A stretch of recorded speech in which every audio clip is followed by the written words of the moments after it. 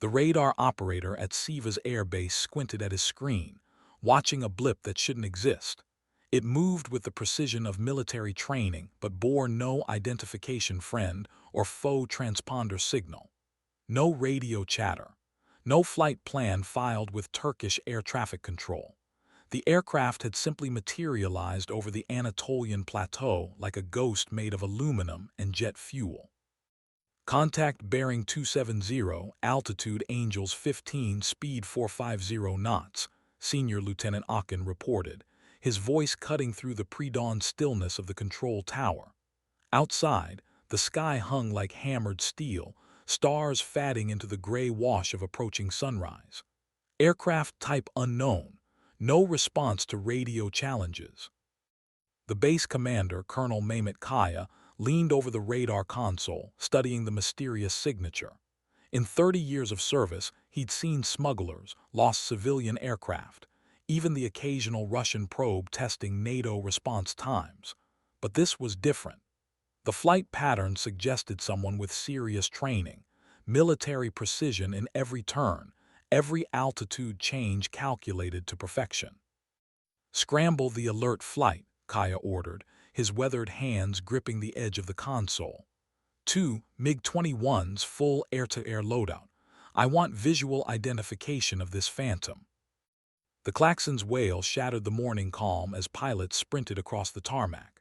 Captain Emre Deniz, call sign Falcon, reached his aircraft first, muscle memory guiding him through the pre-flight checks even as ground crew swarmed around the sleek interceptor. The MiG-21's engine spooled up with a banshee shriek, afterburner painting orange flames against the concrete. "Falcon flight, you are cleared for immediate takeoff," the tower announced. "Vector 270, climb to flight level 20. Unknown aircraft is non-responsive to all radio calls." As the two Turkish fighters clawed skyward, their pilots had no way of knowing they were about to encounter someone who had already died twice in service to countries that no longer existed. The mystery aircraft ahead of them carried no national insignia, no unit markings, nothing to identify its origins or intent. Its pilot flew with the steady hand of someone who had learned to navigate by reading the scars in the sky itself. What they couldn't see from their radar screens was the small figure in the cockpit ahead, hands steady on the controls despite the fatigue that had settled into her bones like old shrapnel. Zara Volkov, though that name appeared on no current military roster anywhere in the world, had been flying for 18 hours straight, crossing borders that existed only in the memories of cartographers and the dreams of exiled governments. The fuel gauge showed reserves running dangerously low. Time was becoming a luxury she could no longer afford. Dawn broke across the Turkish mountains as 3 aircraft converged on an invisible point in the sky, carrying with them the weight of secrets that could reshape the balance of power in a region already balanced on the knife's edge of war. The MiG-21s closed distance rapidly, their pilots' fingers hovering over weapon systems, waiting for orders that would determine whether this morning ended in handshakes or headlines. Captain Deniz activated his targeting radar, the electronic pulse reaching out to paint the unknown aircraft. What came back on his screen made him pause, checking his instruments twice before keying his radio. The aircraft ahead was an F-16 Fighting Falcon, but unlike any variant in the Turkish inventory. Its configuration suggested modifications that shouldn't exist, avionics packages that had never been approved for export. "Control Falcon lead. I have visual on a single F-16, configuration unknown, no visible markings or national insignia. Pilot appears to be..." "Wait." Deniz pulled closer, his MiG-21 sliding into formation position 50 meters off the unknown aircraft's starboard wing. Through the canopy, he could see the pilot's helmeted head, the slight build suggesting. "Control, be advised. Pilot appears to be female, repeat female pilot. She's looking directly at me." The radio crackled with static before Colonel Kaya's voice cut through. "Falcon lead, does the aircraft show any hostile intent? Weapons hot or cold?" Deniz studied the F-16's configuration. External hardpoints carried what looked like drop tanks, not missiles. The pilot's hands remained steady on the controls, no sudden movements, no attempt to evade or accelerate. If anything, she seemed to be deliberately maintaining formation, as if waiting for something. Weapons appear cold, control. She's flying like she wants to be seen. In the mystery aircraft, Zara adjusted her radio to the emergency frequency, fingers finding the transmit button she'd avoided for the past 18 hours. Speaking would reveal her position to anyone listening, but fuel reserves were nearly exhausted. The decision had been made for her by physics and the unforgiving mathematics of jet propulsion. Turkish air defense, this is. She paused, old call signs and unit designations cycling through her mind like ghosts. This is an unarmed aircraft requesting immediate emergency landing clearance. I am a military pilot with critical intelligence regarding Armenian territorial violations scheduled for 0800 local time. The transmission sent shock waves through the Turkish command structure. Colonel Kaya grabbed the radio handset, his knuckles white against the black plastic. Unknown aircraft, identify yourself immediately. State your nationality and unit designation. Zara's laugh held no humor, only the bitter weight of someone who had learned that nationality was just another uniform you could be ordered to take off. Control. I represent no nation currently recognized by the United Nations, but in approximately 43 minutes, Armenian Su-25s will cross into Turkish airspace near Mount Ararat, targeting Kurdish refugee camps. They believe their approach will be masked by your morning training exercises. The silence that followed lasted 3 heartbeats too long. In that pause, Zara knew she had their attention. 20 years of intelligence work had taught her to read the spaces between words, the hesitations that revealed truth from deception. How do you know this? Kaya demanded. Because I've been monitoring their communications for the past 72 hours, from a position the Armenians believe is secure. Captain Deniz maintained formation with the mysterious F-16, studying the pilot through the transparent aluminum that separated them. Even with the helmet and oxygen mask obscuring her features, something about her bearing suggested experience far beyond what the small frame might indicate.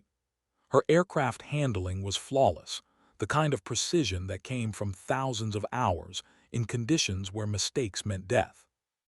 Control, Falcon lead. Recommend we escort the unknown aircraft to Sivas for immediate debriefing, if she's telling the truth about the Armenian strike. Deniz let the implication hang in the air.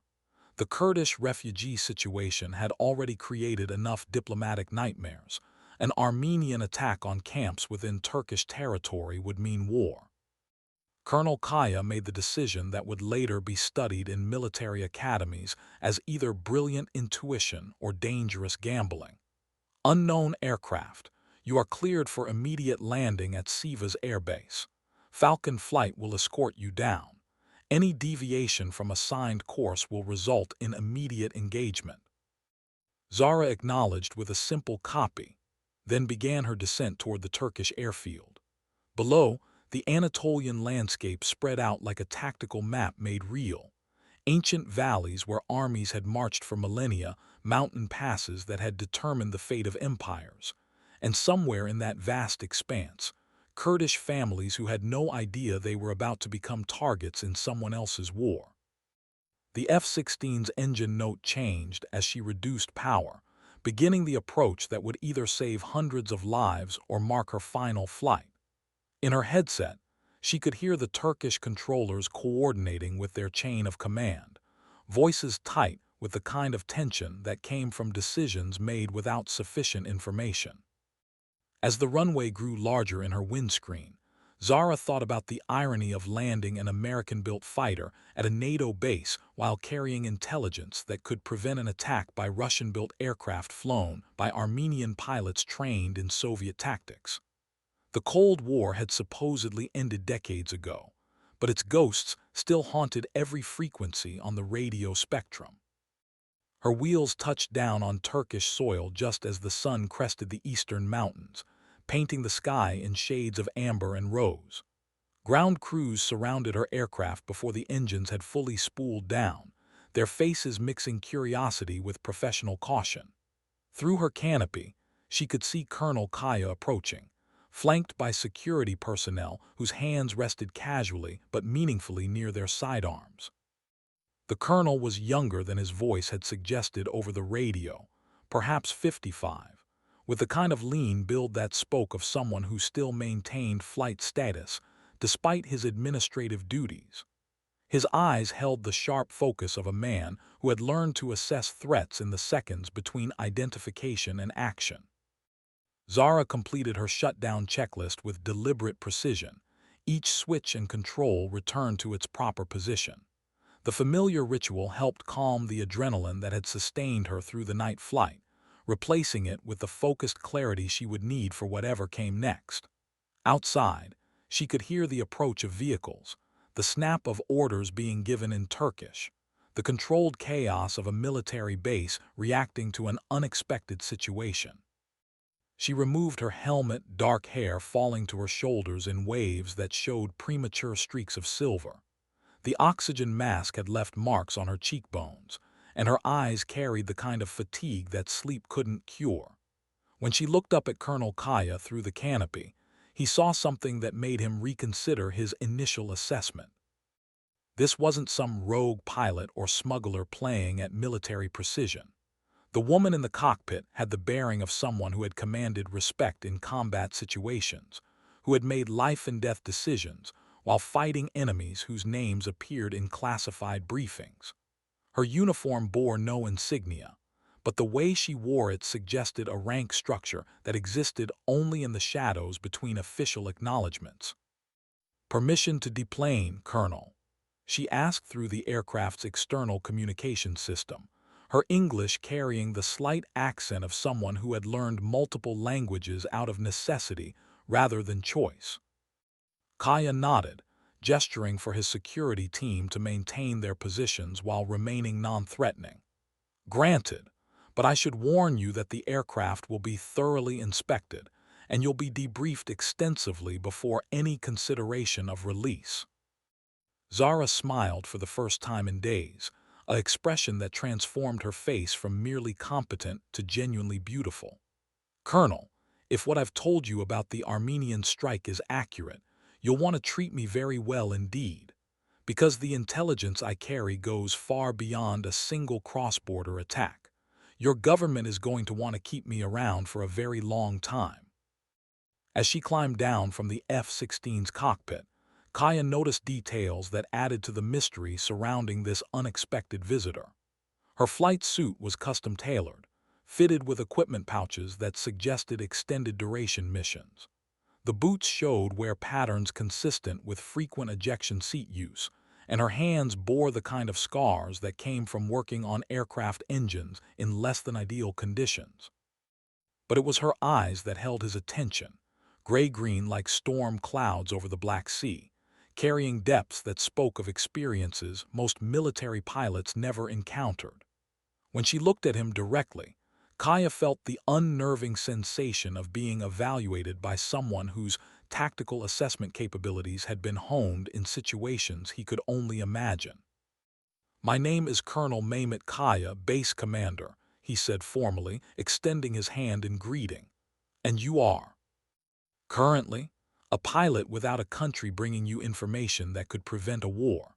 She took his hand with a firm grip that lasted exactly the appropriate length of time, long enough to show respect, short enough to maintain professional distance. "But if you need something for your paperwork, you can call me Zara, though I suspect that before this day is over, you'll be more interested in what I know than who I am." The debriefing room at Siva's airbase had been designed for routine questioning of smugglers and border violators, not for conversations that might determine regional stability.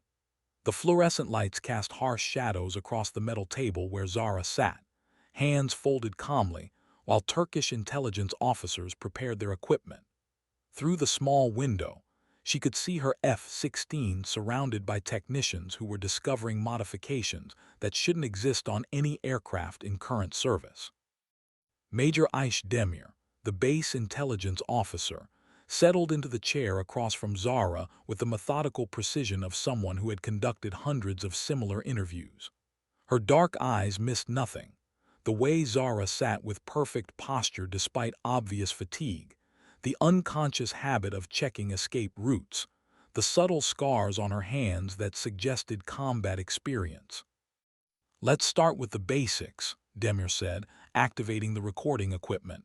"Full name, date of birth, military service record." Zara's smile held no warmth.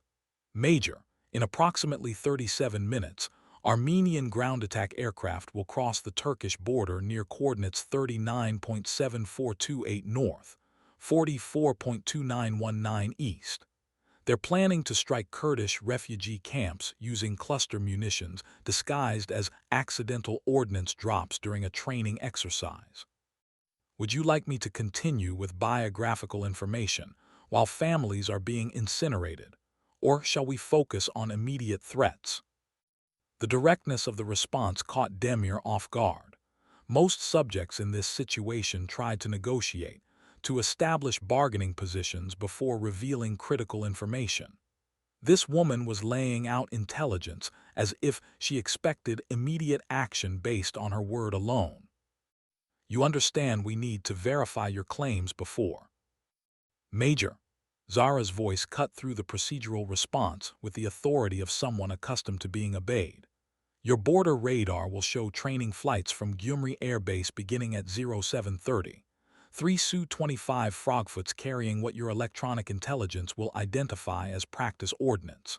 The flight leader's call sign is Berkut 1, and he believes his approach vector is masked by scheduled Turkish F-4 training missions from Erzurum."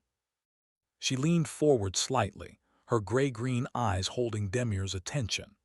"I know this because for the past 4 days, I've been monitoring their communications from a position overlooking their base. The attack isn't random. It's designed to provoke Turkish retaliation against Armenian border positions, giving Armenia justification for a larger military response they've been planning for months." Major Demir felt the situation shifting beyond her training and experience. The level of detail suggested either an incredibly sophisticated deception or intelligence so valuable that her next decisions could affect thousands of lives. She made the choice that would later earn her a commendation and promotion to lieutenant colonel. "Stand by," she said, reaching for the secure telephone that connected directly to Ankara. "This goes above my clearance level." While Demir spoke in rapid Turkish to increasingly senior officials, Zara studied the room's layout with professional interest. The positioning of cameras, the likely locations of recording equipment, the structural weak points that could be exploited if the situation deteriorated. Old habits from a career spent in places where trust was a luxury few could afford. The major finished her call and returned to the table, her expression significantly more serious than before. "My superiors want to know how you obtained this intelligence. Specifically, they want to know if you're working for any current intelligence service." "The answer is complicated," Zara replied. "I work for the people who would die if I remained silent. Sometimes that aligns with official government interests, sometimes it doesn't. In this case, Turkish interests and humanitarian concerns coincide." "That's not an answer." "It's the only answer you're going to get until your government decides whether they want to prevent an international incident or remain paralyzed by procedural requirements." Zara checked the time on her watch, a military chronometer that had seen service in multiple time zones. 28 minutes, Major. Your window for intercepting the Armenian aircraft is closing rapidly." The secure phone buzzed again. Demir answered, listened for several minutes, then hung up with the expression of someone who had just been given responsibility far beyond her rank. "My orders are to continue this debriefing while fighter aircraft are scrambled to investigate your claims. If the Armenian aircraft exist and are following the profile you described, we'll reassess your status accordingly." "Fair enough," Zara said. "But while we're waiting for confirmation, perhaps you'd like to know about the second phase of their operation, the one scheduled for 0915 that targets the main Kurdish settlement near Hakkari. The color drained from Demir's face. Hakkari hosted nearly 15,000 refugees, including a significant number of women and children who had fled conflicts in Syria and Iraq.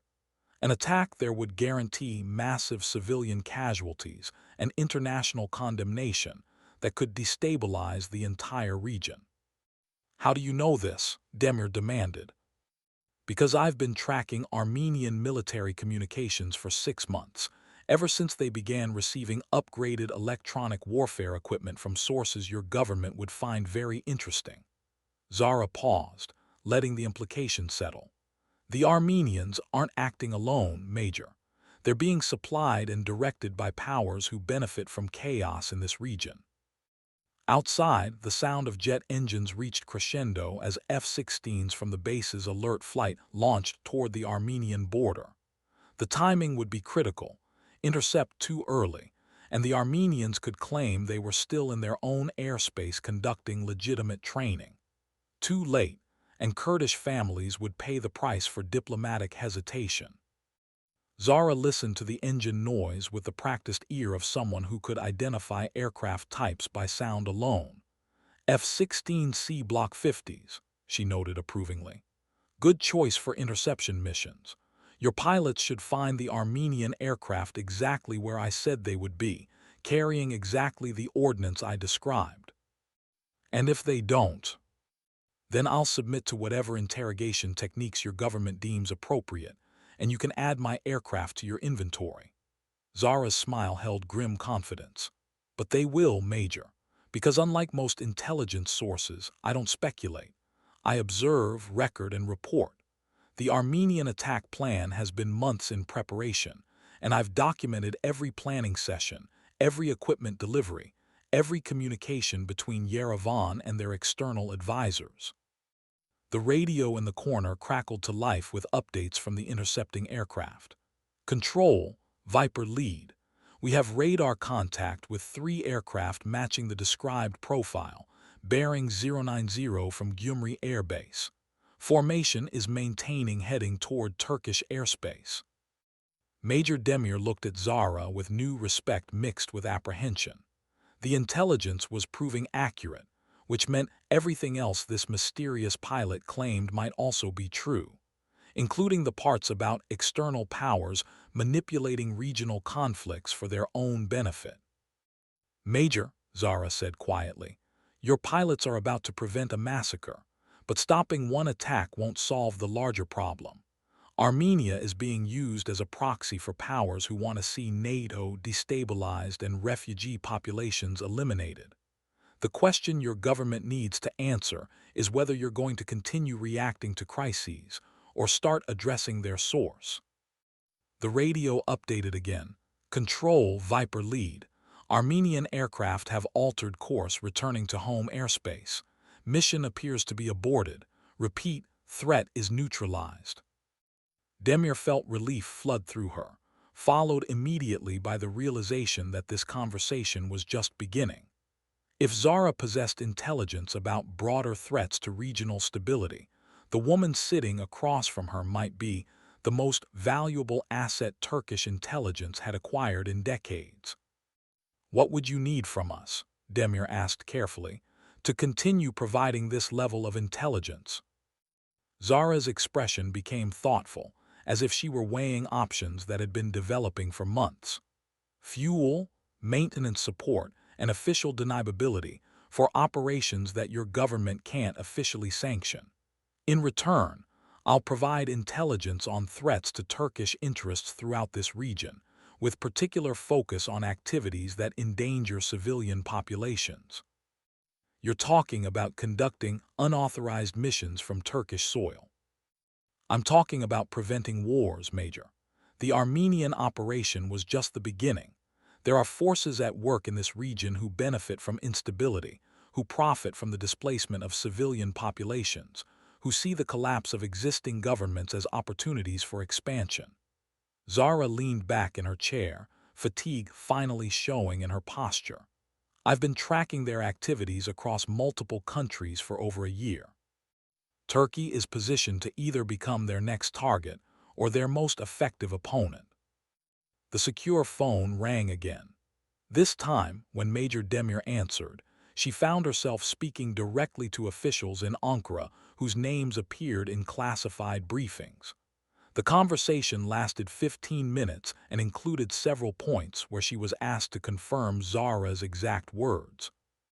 When she finally hung up, Demir's expression had changed completely.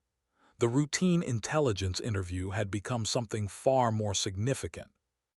My government would like to extend you official status as a consultant on regional security matters, she said formally. The position would provide diplomatic immunity and access to intelligence resources in exchange for continued cooperation on threat assessment. Zara nodded slowly, as if she had expected this development.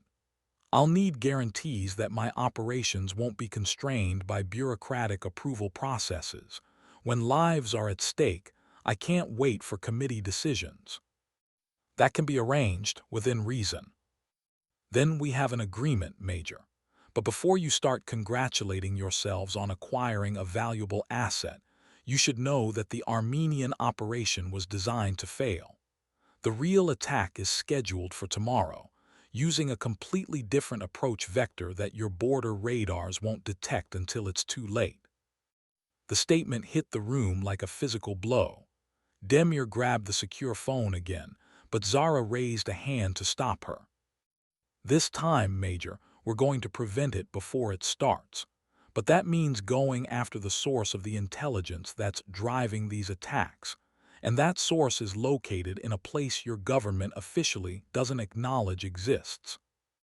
Outside, the sun climbed higher over the Anatolian plateau, beginning what would become known in Turkish military circles as the day their understanding of regional security threats fundamentally changed.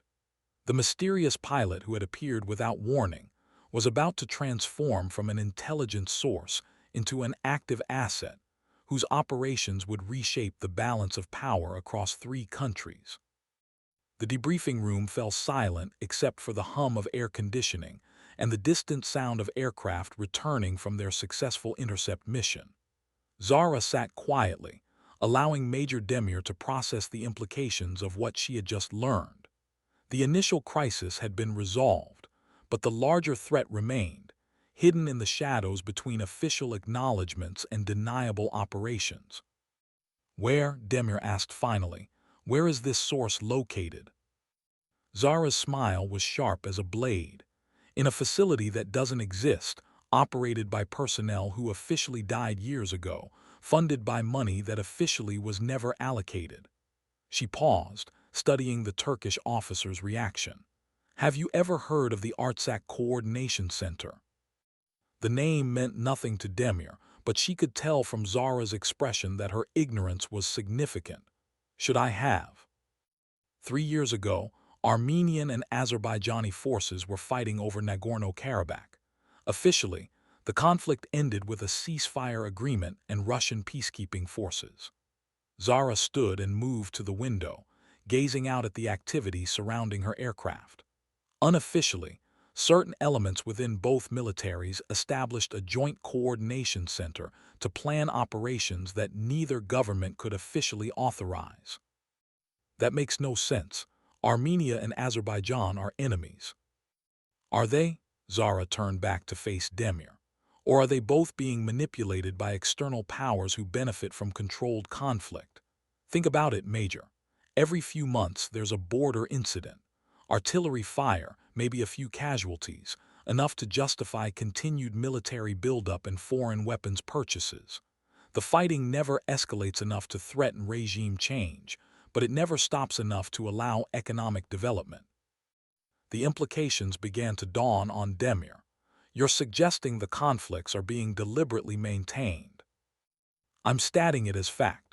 The Artsakh Coordination Center is funded by arms dealers, mining interests, and certain intelligence services who profit from regional instability. They plan operations for both sides, ensuring that any conflict remains within parameters that serve their interests. Zara returned to her chair, the brief movement having revealed the extent of her fatigue. The Armenian aircraft today weren't trying to massacre Kurdish refugees. They were trying to provoke Turkish retaliation that would justify increased military spending and foreign intervention. The refugees were just collateral damage in someone else's profit calculation. Major Demir felt the conversation spinning beyond her analytical frameworks. If this is true, why bring it to us? Why not present this intelligence to the United Nations or NATO? Because official channels are compromised, Major.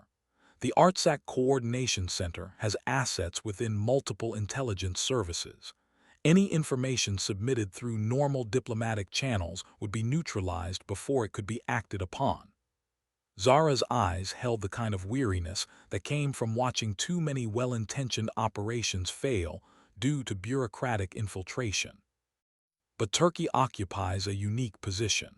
Your government has sufficient independence from foreign influence to act on intelligence without requiring approval from compromised institutions. And your military has the capability to conduct operations that other regional powers can't or won't attempt. The secure phone rang again, its electronic tone cutting through the tension in the room. Demir answered and listened to a series of updates that confirmed what Zara had predicted about the broader scope of the threat.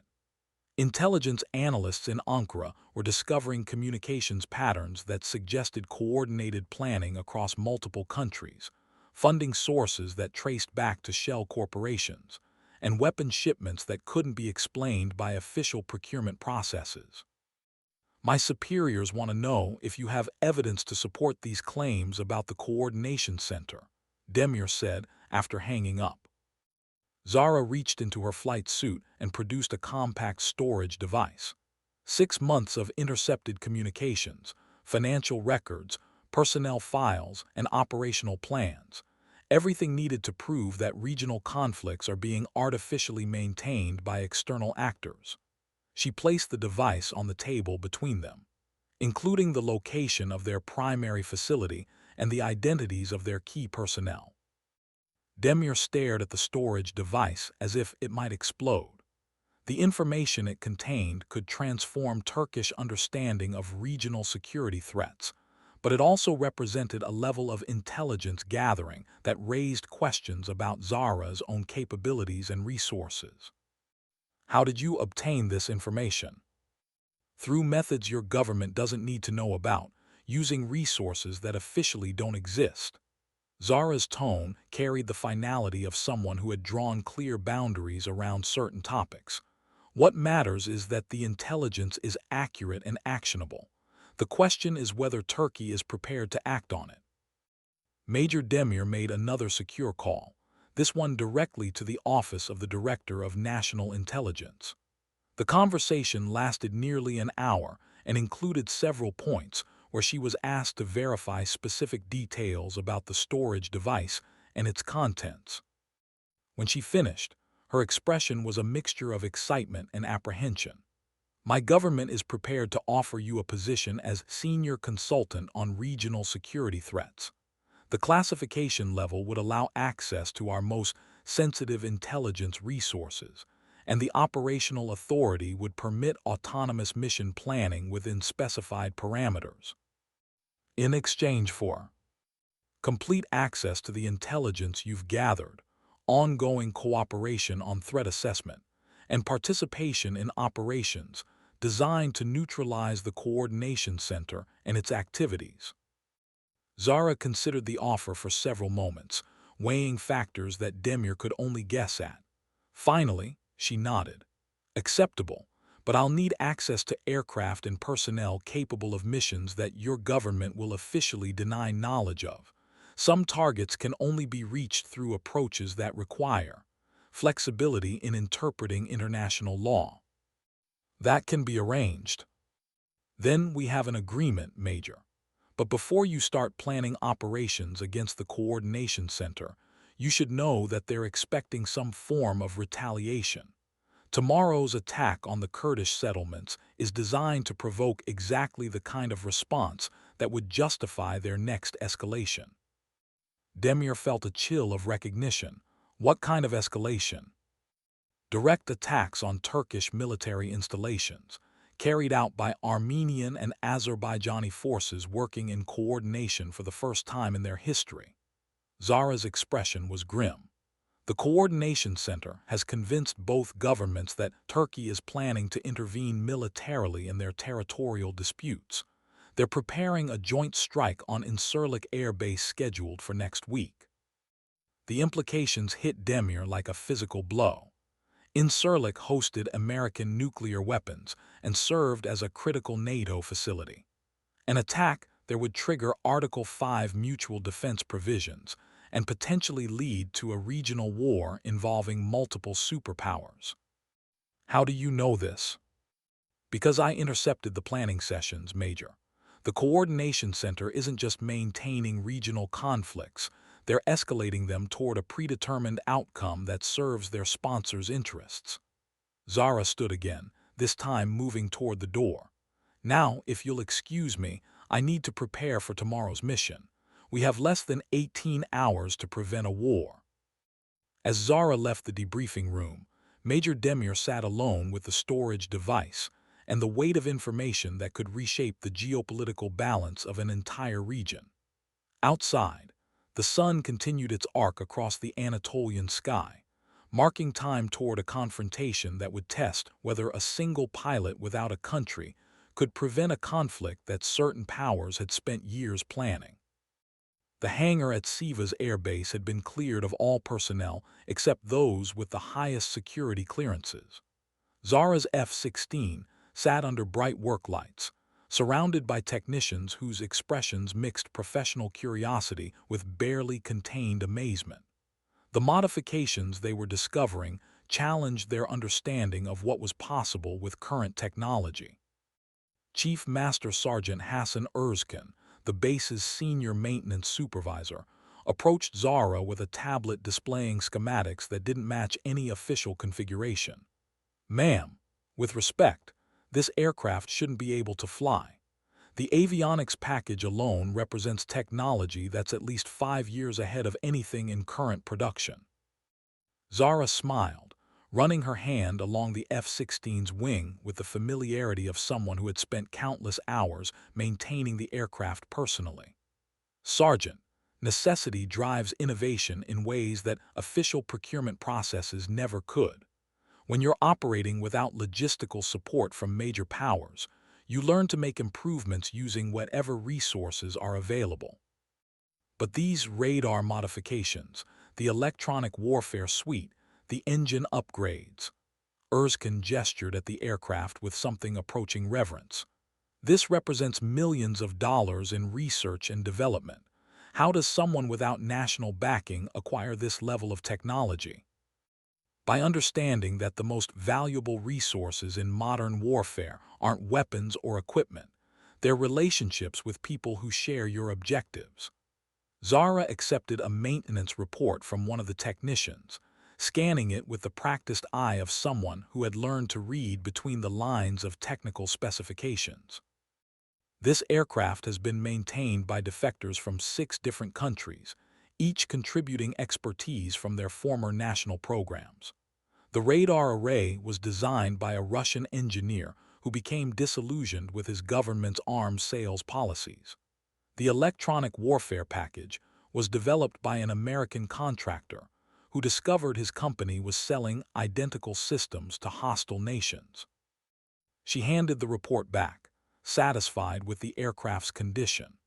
"The engine modifications were created by a British technician whose son was killed in a conflict that could have been prevented if accurate intelligence had been available to decision makers. Every component represents someone's decision to prioritize humanitarian concerns over national loyalties." Colonel Kaya entered the hangar, followed by Major Demir and several officers whose rank insignia suggested they had arrived from Ankara. The group's expressions indicated they had spent considerable time reviewing the intelligence Zara had provided, and their assessments of the threat level had fundamentally changed. The information you've given us has been verified through multiple independent sources, Kaya announced. Our government has decided to authorize the operation you've proposed, with certain conditions. Zara turned from her aircraft, giving the senior officers her full attention. I'm listening. You'll be accompanied by a liaison officer to ensure compliance with Turkish operational guidelines. Major Demir has volunteered for the assignment and will coordinate with our intelligence services throughout the mission. The pilot's expression showed mild amusement. Colonel, with respect, this isn't the kind of operation where liaison officers survive very long. The Coordination Center's security is designed to detect and eliminate exactly the kind of oversight you're proposing. Nevertheless, those are our terms, Kaya replied firmly. Turkish resources require Turkish oversight. Zara studied the assembled officers, reading the political pressures and bureaucratic requirements that had shaped their decision. After several moments, she nodded. Acceptable, provided Major Demir understands that once we begin the approach to the target, my authority is absolute. Hesitation or procedural delays in that environment will get us both killed. Major Demir stepped forward, her expression resolute. I understand the risks. I also understand that without this mission, hundreds of innocent people will die in conflicts designed to serve someone else's profit margins. Fair enough, Zara replied. But first, we need to address tomorrow's attack on the Kurdish settlements. Preventing that strike will require a different approach than neutralizing the coordination center. She moved to a map display that had been set up near the hangar's briefing area, indicating positions with the precision of someone who had studied the terrain extensively. The Armenian aircraft will approach using a valley route that takes them below radar coverage until they're within striking distance of the refugee camps. Traditional intercepts won't work because we won't have sufficient warning time. Colonel Kaya studied the map, recognizing the tactical problem immediately. What do you propose? A preemptive strike on their staging area while the aircraft are still on the ground. Zara's finger traced a route across the map that crossed international borders with casual disregard for diplomatic protocols. We hit the hangar facility at Gyumri Air Base during their pre-flight preparations, destroying the attack aircraft before they can launch. The suggestion created immediate tension among the Turkish officers. Attacking an Armenian airbase would constitute an act of war, regardless of the justification. That's impossible, one of the Ankara officials objected. Such an operation would violate multiple international agreements and provide Armenia with justification for massive retaliation. Only if they can prove Turkish involvement, Zara replied calmly. But if the attack appears to be conducted by Azerbaijani forces using captured Armenian equipment, it becomes an internal conflict between historical enemies. The subtle elegance of the deception became apparent to the assembled officers. Both Armenia and Azerbaijan operated similar Soviet-era equipment, and border incidents between their forces were common enough that another engagement wouldn't attract unusual international attention. You're proposing to conduct a false flag operation, Major Demir said, her tone mixing admiration with concern. I'm proposing to prevent a massacre using methods that won't trigger a regional war, Zara corrected. The Coordination Center expects Turkey to respond with conventional military force, which would justify their planned escalation. But if tomorrow's attack fails due to apparent Azerbaijani action, their timeline becomes disrupted. Colonel Kaya made the decision that would later be classified at levels requiring special presidential authorization. What do you need? External fuel tanks for extended range, cluster munitions configured to match Azerbaijani inventory specifications, and electronic warfare support to mask our approach. Zara's requirements were delivered with the matter-of-fact tone of someone ordering supplies for a routine training mission. The strike will need to appear spontaneous, but the timing must be precise enough to catch their aircraft during fuel loading. The logistics officer, Lieutenant Colonel Erdal Yildiz, consulted his tablet before responding. We can provide the fuel tanks and electronic warfare support within 6 hours. The munitions, that's more complicated. Acquiring Azerbaijani specification ordnance without leaving traces will require coordination with assets we don't officially acknowledge. Then coordinate unofficially, Zara replied. Because in 14 hours, those Armenian aircraft will launch regardless of our bureaucratic complications. The Kurdish families in their target area won't care whether we followed proper procurement procedures. Major Demir watched the exchange with growing understanding of how Zara operated outside traditional military structures. Every requirement was stated as a simple fact, every obstacle treated as a problem to be solved rather than a reason for delay. The pilot's confidence suggested experience with operations where failure meant immediate death rather than negative performance evaluations. There's another complication, Colonel Kaya said. Intelligence indicates the Armenian base has recently upgraded its air defense systems.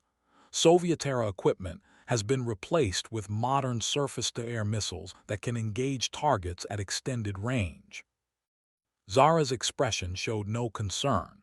Russian S-300 systems, purchased through intermediaries and installed 3 weeks ago.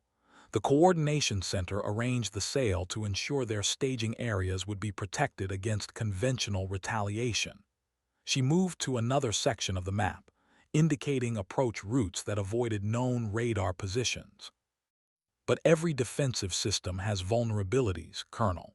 The S-300's radar array has a specific scanning pattern that creates brief windows of invisibility for aircraft using the right approach profile. More importantly, the operators are still learning the system's capabilities. She traced a flight path that utilized terrain features to mask the approach until the final attack run. We go in low through the Arax River Valley, use the mountain ridges to break radar lock, then pop up for a 30-second engagement window before egressing through Azerbaijani airspace. The plan was audacious in its simplicity and terrifying in its requirements for precision timing. A few seconds too early or too late would mean exposure to the full capability of modern air defense systems, operated by crews who had been trained to expect exactly this kind of attack. Success probability, asked the intelligence officer from Ankara. High enough to be worth attempting, low enough to be interesting. Zara's smile held the kind of confidence that came from having survived similar situations through preparation and skill rather than luck. The real risk isn't the surface-to-air missiles. It's the possibility that the Coordination Center has positioned observers to document any attack for propaganda purposes. Major Demir understood the implication immediately. They want evidence of Turkish involvement to justify their planned escalation. Exactly, which is why the operation has to be flawless in its execution and attribution. One piece of evidence linking the attack to Turkish forces, and will have given them exactly what they need to launch their strikes against Incirlik. Zara's tone carried the weight of someone who had seen too many operations fail due to political considerations overriding tactical requirements. The secure communication system activated with updates from intelligence sources throughout the region. Armenian aircraft were being prepared for early morning missions, exactly as Zara had predicted. Azerbaijani forces were conducting what appeared to be routine training exercises, providing perfect cover for the false flag operation. The Coordination Center's communications indicated they were proceeding with their timeline despite the failed afternoon attack. Decision time, Colonel, Zara said quietly. We can continue discussing the political implications while Kurdish families prepare for another day of refugee existence, or we can prevent tomorrow's attack and deal with the consequences afterward. Colonel Kaya looked around the hangar at officers whose careers had been built on following established procedures and maintaining political stability. The decision he was about to make would either save hundreds of lives or trigger a diplomatic crisis that could destabilize NATO's southern flank. "Mission is authorized," he announced. "Launch time is 0530 hours, designated Operation Silent Arrow. All personnel involved are sworn to absolute secrecy under military justice provisions." The next 6 hours transformed the hangar into a controlled chaos of mission preparation. Zara worked alongside Turkish technicians to modify her F-16's configuration, installing external fuel tanks that would extend her range deep into Armenian territory. The cluster munitions arrived in unmarked containers, their specifications matching Azerbaijani inventory down to the manufacturer's lot numbers. Major Demir spent the time studying intelligence reports about the target facility, learning details that hadn't appeared in any official briefings. The Armenian airbase at Gyumri was more than a simple military installation. It served as a logistics hub for the coordination center's operations throughout the region, with underground facilities that housed equipment and personnel from multiple countries. "The intelligence value of this target goes beyond preventing tomorrow's attack," she observed, reviewing architectural plans that showed extensive underground construction. "If we can capture documentation from their planning center—" "We can't," Zara interrupted, checking the alignment of targeting systems that had been calibrated for weapons she had never officially trained with. "This is a precision strike followed by immediate egress. Any attempt to gather intelligence on site would expose us to response forces that include more than just Armenian military units." She paused in her preparations to give Demir her full attention. "Major, you need to understand something about the coordination center. They don't just plan attacks, they plan the responses to their attacks. Every operation includes contingencies for multiple scenarios, including scenarios where their facilities are targeted by opposing forces." "Meaning?" "Meaning they expect someone to eventually attempt exactly what we're doing. The question is whether they've prepared countermeasures specific to Turkish capabilities, or whether they're relying on general defensive protocols." Zara's expression showed the kind of focused concentration that came from calculating variables that could determine survival. "We'll find out in about 7 hours." The pre-flight briefing took place in a secure conference room where every word would be recorded and classified at levels that required special authorization to access. Zara stood before a detailed map of the target area, pointer in hand, addressing an audience of Turkish officers whose expressions mixed professional interest with barely concealed apprehension. "The attack timeline is based on Armenian flight operations that begin at 0615 local time," she began, indicating the enemy airbase with military precision. "Their aircraft will be moved from protective hangars to the flight line at 0545 for fuel loading and weapons installation. That 15-minute window represents our only opportunity to destroy them before launch." Colonel Kaya studied the map, recognizing the narrow margin for error. "What happens if we arrive too early?" "The aircraft will still be in hardened hangars that can withstand cluster munition impacts. We'll have wasted ordnance on empty buildings while the real targets remain protected." Zara moved the pointer to indicate defensive positions around the base perimeter. "Too late, and they'll be airborne with their own electronic warfare support, making interception nearly impossible." Major Demir raised a concern that had been troubling her since the mission briefing began. "The approach route takes us directly over civilian areas. If something goes wrong, then Kurdish refugee families die in a few hours instead of civilian casualties happening immediately," Zara replied with brutal honesty. "Major, there are no risk-free options in this situation. The Coordination Center has designed their operations specifically to force us into choosing between different types of casualties." She turned back to the map, indicating the egress route that would take them through Azerbaijani airspace. "The key to avoiding civilian casualties is precision timing and execution. We hit only military targets during the brief window when they're most vulnerable, then egress before defensive systems can respond effectively. The weapons officer, Captain Killis, had questions about the ordnance configuration. The cluster munitions are designed for area denial rather than precision strikes.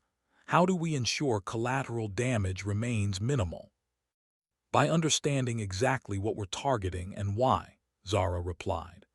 The Armenian aircraft will be positioned on reinforced concrete pads designed to withstand blast effects.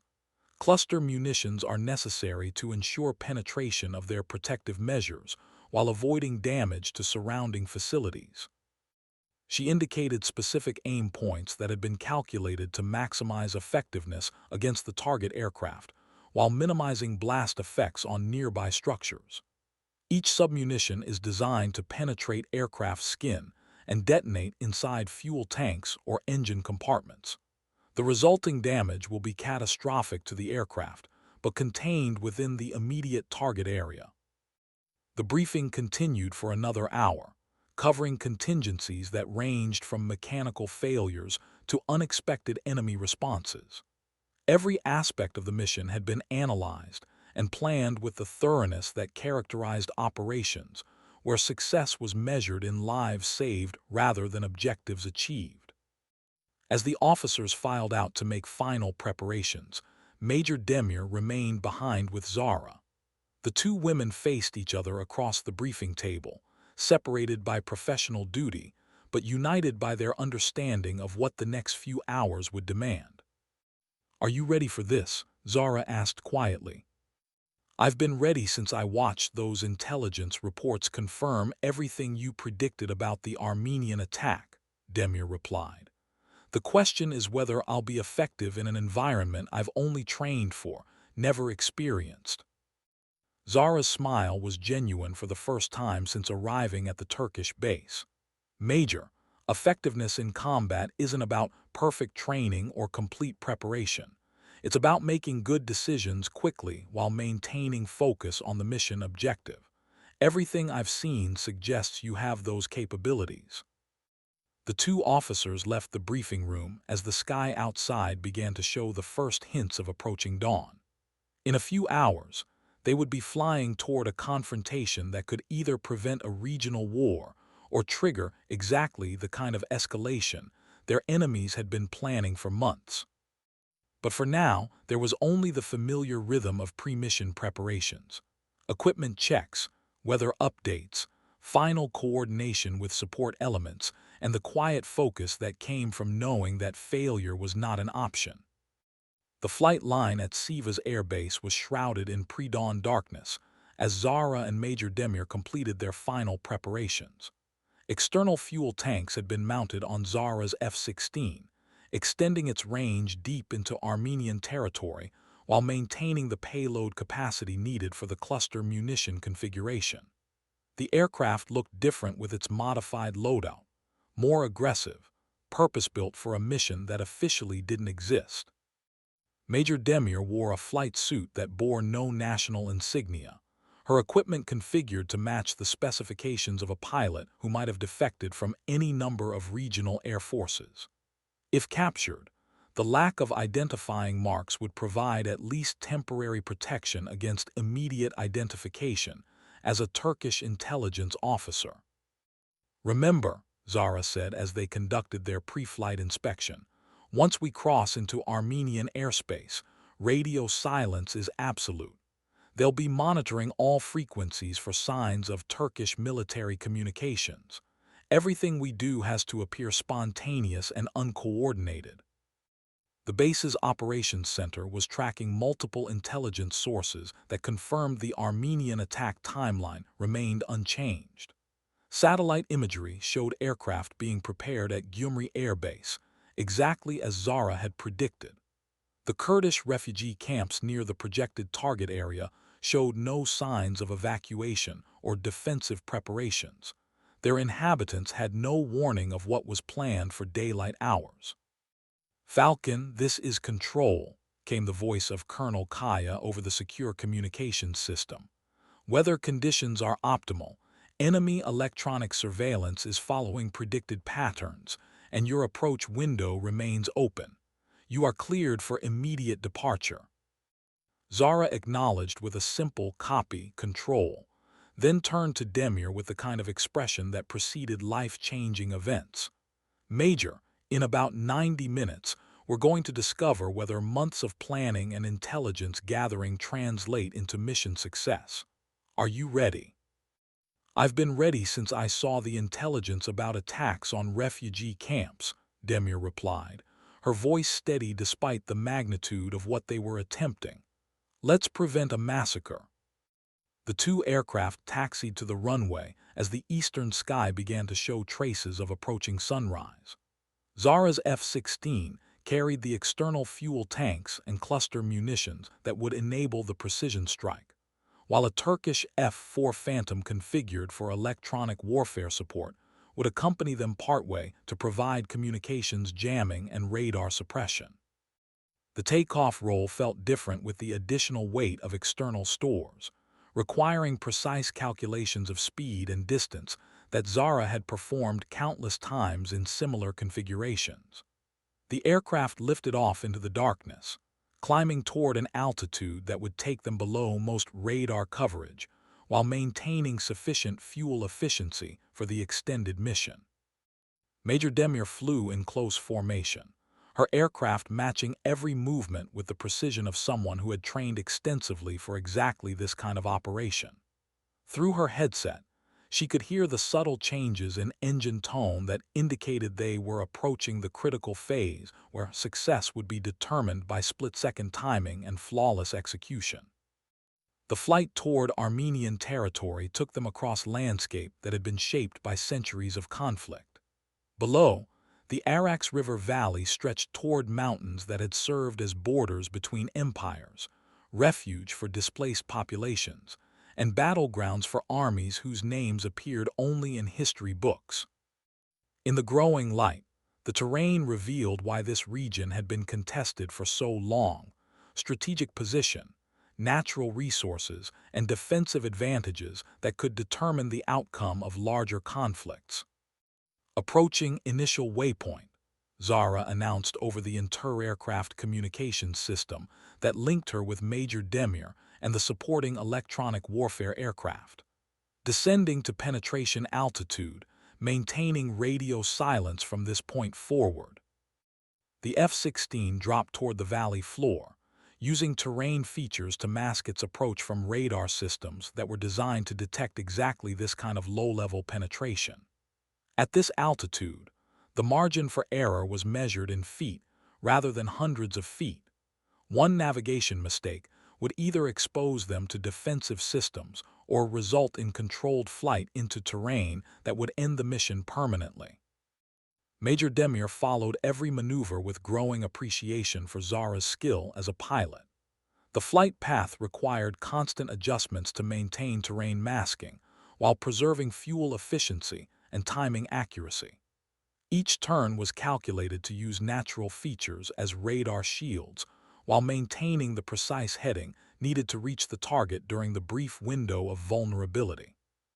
The Armenian airbase appeared on their navigation displays as a collection of symbols representing hangars, defensive positions, and the target aircraft that would launch their attack on Kurdish refugees if this mission failed.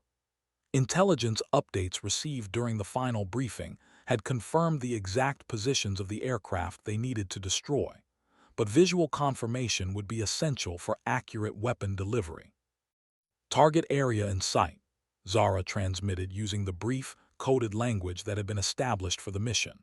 Through her canopy, she could see the Gyumri Air Base layout exactly as described in the intelligence briefings.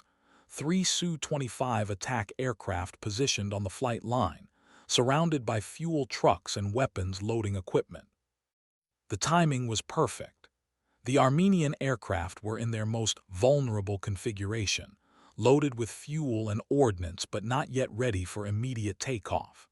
The attack window would last approximately 2 minutes before base security could respond with surface-to-air missiles or scrambled interceptor aircraft. Zara initiated the attack run with the kind of precision that came from years of training and months of specific preparation for this target. The F-16 climbed to optimal release altitude while maintaining the speed needed for immediate egress after weapon delivery. Through her targeting system, she could see the Armenian aircraft growing larger as range decreased toward the calculated release point. "Weapons hot, target acquired," she announced to Major Demir, who was positioned to provide defensive support against any interceptor aircraft that might launch during their brief exposure over the target area. The cluster munitions were armed and ready for release, their submunitions configured to achieve maximum effectiveness against aircraft targets while minimizing collateral damage to surrounding facilities. The release came with the mechanical precision of systems designed for exactly this purpose. Multiple cluster munition dispensers separated from the F-16's external hardpoints, their ballistic trajectories calculated to place submunitions precisely on target, despite the aircraft's high speed and low altitude. Below, the Armenian attack aircraft sat unknowing on the flight line, their crews probably completing final preparations for the mission that would massacre Kurdish refugees. The submunitions impacted with the devastating effectiveness that had been predicted during mission planning. Each Armenian aircraft suffered multiple penetrations through fuel tanks, engine compartments, and control systems. Secondary explosions from aviation fuel and ordnance created fireballs that could be seen from several kilometers away, while debris scattered across the concrete flight line in patterns that would clearly identify the attack as originating from air-delivered cluster munitions. "Target destroyed, egressing as planned," Zara reported as she initiated the high-speed departure that would take them through Azerbaijani airspace before Armenian defensive systems could respond effectively. Behind them, the airbase was erupting in controlled chaos as fire suppression teams responded to the burning aircraft and base security, attempted to identify the source of the attack. Major Demir maintained formation during the egress, watching for any signs of pursuit by Armenian interceptor aircraft.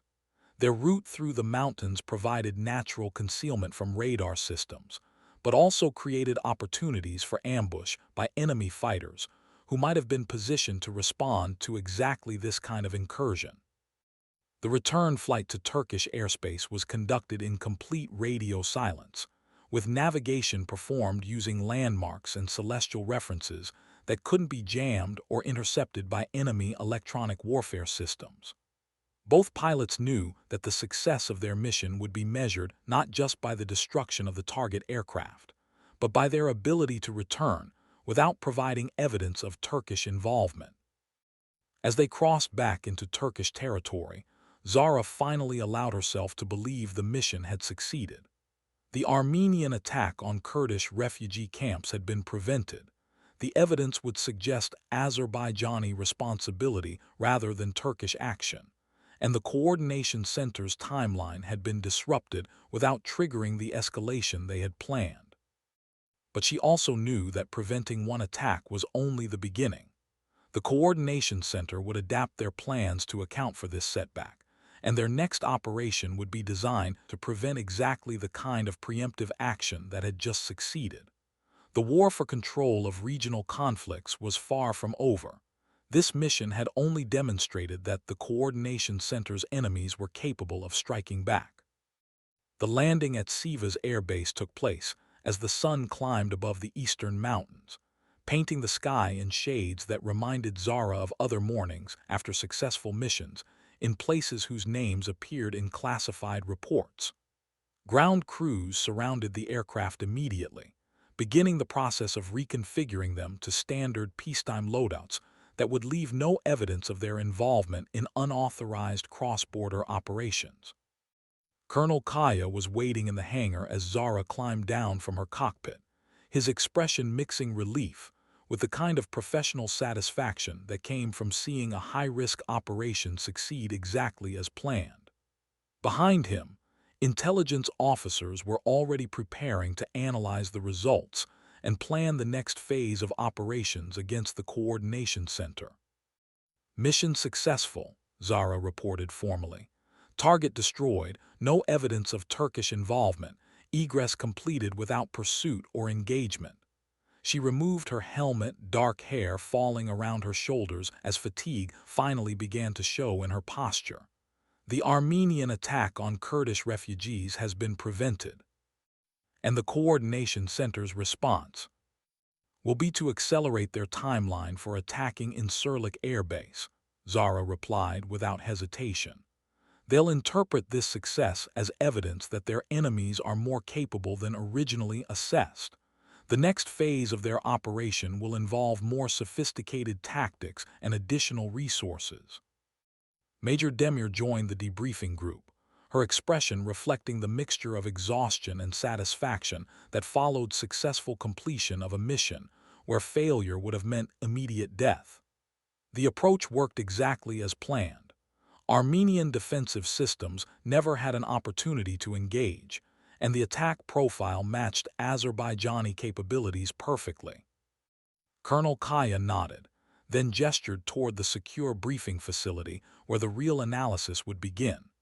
Intelligence confirms that Armenian military communications are attributing the attack to Azerbaijani forces, exactly as we intended.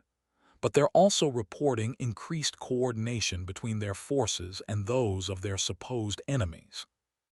Because the Coordination Center is using this incident to justify the joint operation they've been planning for months, Zara explained. Our success in preventing today's attack has given them the excuse they need to escalate to direct strikes against NATO facilities. The briefing room had been prepared with intelligence displays showing real-time updates from across the region. Armenian and Azerbaijani forces were conducting what appeared to be retaliatory movements along their shared border, but communication intercepts revealed coordination that contradicted the public appearance of increased hostility. They're preparing for the Incirlik operation, Zara announced after studying the latest intelligence summaries.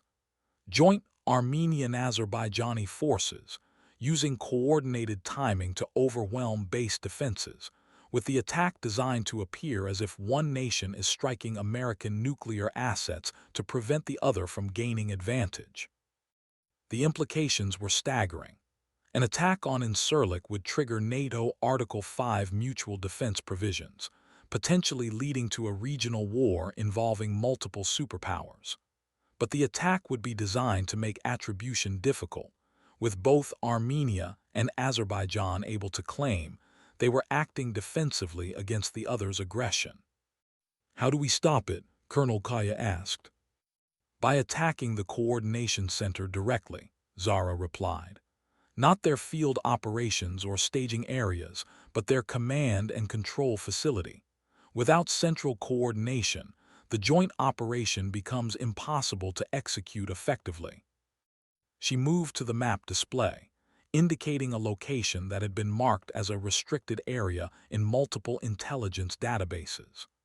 The Artsakh Coordination Center is located in a facility that officially doesn't exist, in territory that officially belongs to no recognized government, operated by personnel who officially died years ago. Major Demir studied the location with growing understanding of why conventional military operations had failed to address the Coordination Center's activities. It's in the disputed territory between Armenia and Azerbaijan. Any attack there could be attributed to either side as part of their ongoing conflict. Exactly, which is why it's the perfect location for planning operations that benefit from regional instability. Zara's expression showed the kind of determination that had sustained her through months of preparation for this moment. But it's also why a successful attack there would eliminate the coordination capability that makes joint operations possible. The secure communication system activated with updates from intelligence sources throughout the region, confirming that Armenian and Azerbaijani forces were moving toward positions that would enable the Incirlik strike.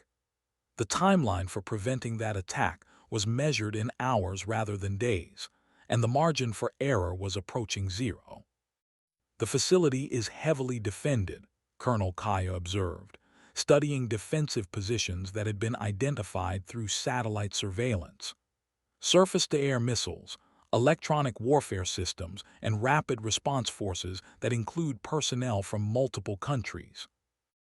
All designed to prevent exactly the kind of attack we need to conduct, Zara agreed. But every defensive system has vulnerabilities that can be exploited by someone with sufficient knowledge of their capabilities and limitations. She began outlining an operation that was audacious, even by the standards of the morning's successful mission. The attack would require penetrating multiple layers of defensive systems, striking a target that was designed to survive conventional air attacks, and egressing through territory controlled by forces whose allegiances remained uncertain. Success probability, Major Demir asked. Zara's smile held the confidence of someone who had survived impossible situations through careful planning and flawless execution. High enough to prevent a war, low enough to be worth every risk we're taking. As the briefing continued, officers throughout the command structure began to understand that they were planning an operation that could either save NATO's southern flank or trigger exactly the kind of escalation their enemies had been working toward for months. The decision to proceed would require authorization from the highest levels of government, but the timeline for action was being determined by enemy operations that wouldn't wait for bureaucratic approval. The next phase of the war for regional stability was about to begin, and its outcome would be determined by whether a pilot without a country could penetrate defenses designed by some of the most sophisticated military minds in the world. But for Zara Volkov, whose real name appeared on no current military roster anywhere, impossible missions had become a professional specialty that defined her existence in the shadows between official acknowledgments. The planning session for the Coordination Center strike continued through the afternoon as intelligence officers developed target folders that revealed the full scope of what they were attempting to attack. The facility was more than a simple command center. It represented a multinational cooperation that had been years in development, protected by defensive systems that incorporated technology from at least 6 different countries. Major Demir studied architectural plans that showed underground facilities extending deep into the mountainside, connected by tunnels that could shelter personnel during sustained bombardment. This isn't just a command center. It's a fortress designed to survive everything short of nuclear attack. Which is exactly what makes it vulnerable, Zara replied, her finger tracing structural details that most observers would dismiss as irrelevant. The designers focused on protecting against external threats while assuming that internal security could be maintained through traditional methods. She indicated ventilation shafts, power distribution systems, and communications infrastructure that connected the underground facility to the outside world. Every fortress has support systems that can't be armored without making the facility uninhabitable. The key is identifying which systems are most critical and least defensible. Colonel Kaya reviewed intelligence estimates that put the facility's garrison at over 200 personnel, including technical specialists, whose capture would provide invaluable insight into coordination center operations. Are we planning a strike mission or an intelligence-gathering operation? We're planning to eliminate the coordination center's ability to conduct joint operations while documenting their connections to external sponsors, Zara replied. The intelligence value is secondary to disrupting their command structure, but the information we gather could prevent future operations across the entire region. The secure communications system activated with updates that changed the urgency of their planning. Armenian and Azerbaijani forces were accelerating their preparations for the Incirlik strike, with preliminary operations scheduled to begin within 12 hours. The window for preventing that attack was closing rapidly. We need immediate authorization for the Coordination Center operation, Colonel Kaya announced, reaching for the secure telephone that connected directly to Ankara. Any further delay will make the mission irrelevant. While the colonel spoke with increasingly senior officials, Zara and Major Demir finalized operational details that would determine whether their attack succeeded or failed catastrophically. The approach route would take them through some of the most heavily defended airspace in the region, requiring electronic warfare support and precision timing that left no margin for navigation errors. The defensive systems include S-400 surface-to-air missiles with an engagement range of 400 kilometers, Demir observed, studying threat assessments that had been compiled from multiple intelligence sources. Even with electronic warfare support, penetrating that defensive envelope will require approach profiles that push our aircraft beyond normal performance parameters. Which is why we're not using a conventional approach, Zara replied, indicating a flight path that utilized terrain features and electronic countermeasures in ways that challenge standard tactical doctrine. The Coordination Center expects attacks to follow predictable patterns based on NATO operational procedures. Our advantage is that we're not constrained by those limitations. She outlined a plan that involved multiple aircraft approaching from different directions, each using specialized electronic warfare equipment to create false targets, while the actual strike aircraft penetrated defenses through gaps created by coordinated jamming operations. The complexity required split-second timing and flawless coordination between elements that would be operating under radio silence. "How many aircraft?" Demir asked. 6 F-16s configured for different mission profiles, supported by electronic warfare aircraft that will remain outside the defensive engagement zone. Zara's requirements represented the largest air operation Turkish forces had conducted in decades, requiring resources that would strain the capabilities of multiple air bases. Colonel Kaya finished his conversation with Ankara and returned to the planning table with an expression that mixed determination with apprehension. Authorization granted for immediate execution. All requested resources are being allocated, including aircraft and personnel from units that officially don't exist. The final briefing took place in a secure auditorium where pilots and aircrew learned details about an operation that would be classified at levels requiring special authorization for decades. Zara stood before tactical displays showing the Coordination Center facility, its defensive systems, and the approach routes that offered the best chance of mission success. The target represents the command and control capability that enables joint operations between forces that should be historical enemies, she began, addressing an audience whose expressions mixed professional interest with recognition of the mission's complexity. Eliminating this facility will disrupt Coordination Center operations throughout the region while preventing an attack on NATO nuclear assets. The pilots assigned to the mission were among Turkey's most experienced, drawn from units that specialized in the kind of high-risk operations that officially didn't exist. Their aircraft had been configured with electronic warfare equipment and ordnance loadouts that would enable multiple attack profiles against a target designed to survive conventional strikes. Success requires precise coordination between all elements, Zara continued. Electronic warfare aircraft will create false targets to mask our approach, while strike aircraft penetrate defenses through gaps created by coordinated jamming. Any deviation from the planned timeline will expose us to defensive systems that can engage targets at extended range. Major Demir briefed intelligence aspects of the mission, including the location of high-value targets within the facility and procedures for documenting Coordination Center connections to external sponsors.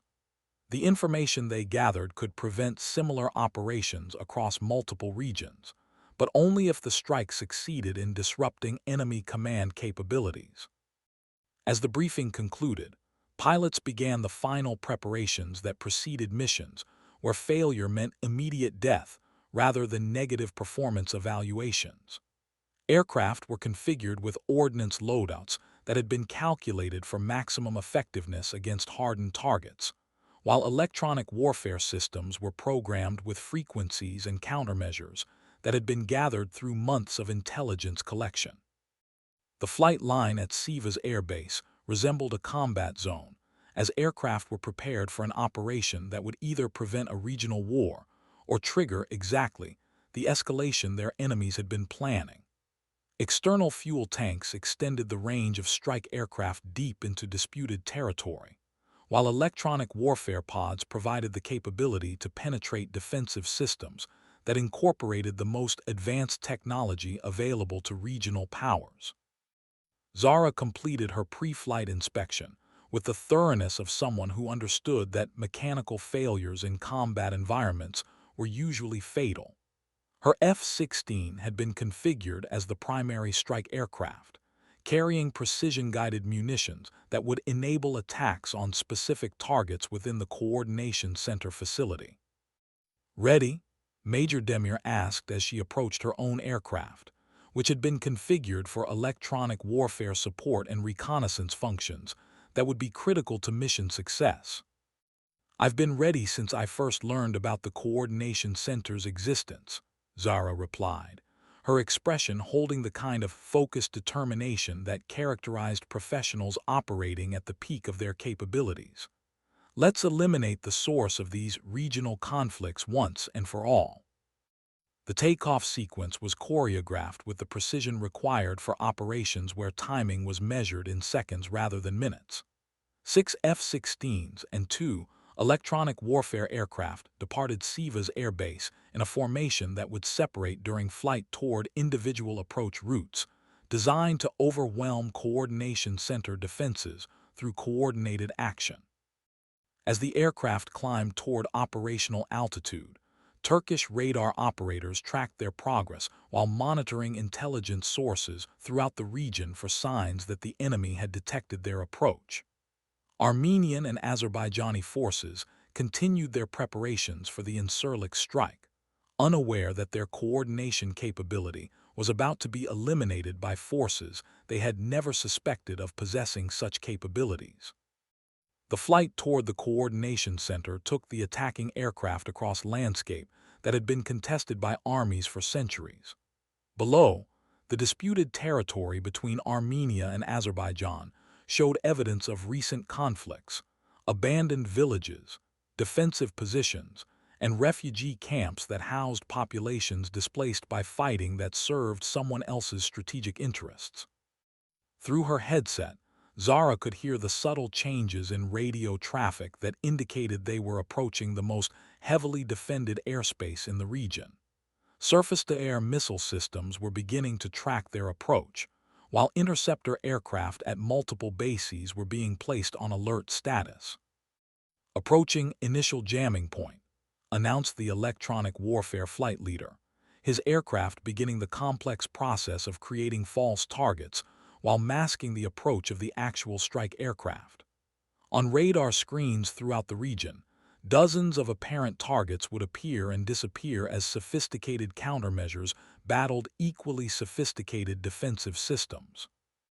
The Coordination Center facility appeared on Zara's navigation display as a collection of structures that seemed insignificant compared to the defensive systems protecting them.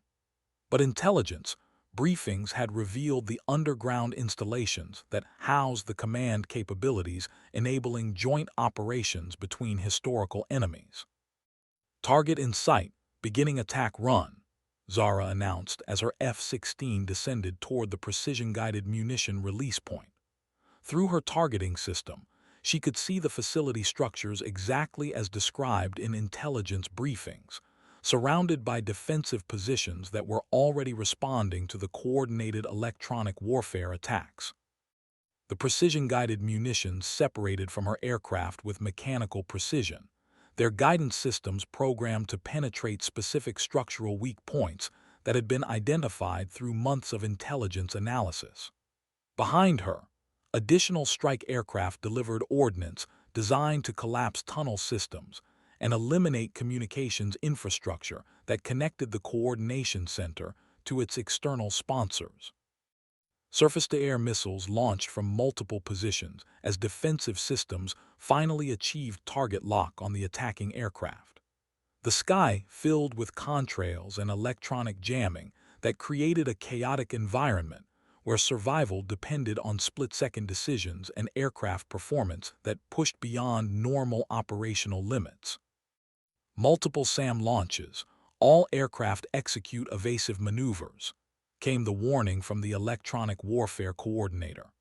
Through her canopy, Zara could see missile trails reaching toward aircraft that were twisting through defensive patterns designed to defeat tracking systems while maintaining enough stability for accurate weapon delivery. The Coordination Center facility erupted in precisely controlled explosions as precision-guided munitions struck their designated targets. Underground installations collapsed as structural supports were severed, while communications towers disappeared in fireballs that could be seen from several kilometers away. Within minutes, the command capability that had enabled joint operations between Armenia and Azerbaijan had been eliminated. Target destroyed, all aircraft egress as planned, Zara announced as she initiated the high-speed departure that would take them beyond the reach of defensive systems that were still launching missiles at targets that had already completed their mission. Behind them, the Coordination Center burned with the kind of fires that consumed years of planning and international cooperation. The return flight to Turkish airspace was conducted under continued electronic warfare protection, as surface-to-air missile systems throughout the region attempted to engage aircraft that were already beyond effective range. The success of the mission would be measured not just by the destruction of the target facility, but by the ability of all aircraft to return without losses that would provide evidence of the attack's origin. As they crossed back into Turkish territory, Zara allowed herself to believe that the Coordination Center's ability to conduct joint operations had been permanently eliminated. The attack on Incirlik Air Base would now be impossible to coordinate effectively, and the broader threat to regional stability had been reduced to manageable levels. But she also knew that eliminating one coordination center wouldn't end the broader conflict between those who profited from regional instability and those who sought to protect civilian populations. The war for control of disputed territories would continue, but the balance of power had shifted in favor of those who prioritized humanitarian concerns over profit margins. The landing at Siva's airbase took place as the sun reached its zenith over the Anatolian plateau, marking the completion of an operation that had required months of planning and years of intelligence gathering. Ground crews surrounded the returning aircraft, beginning the process of documenting mission results while preparing for whatever operations might be required next. Colonel Kaya was waiting in the hangar as Zara climbed down from her cockpit, his expression showing the kind of professional satisfaction that came from seeing impossible missions succeed through careful planning and flawless execution. Behind him, intelligence officers were already analyzing preliminary reports that suggested the Coordination Center's destruction had been even more complete than originally hoped. Mission successful, Zara reported formally.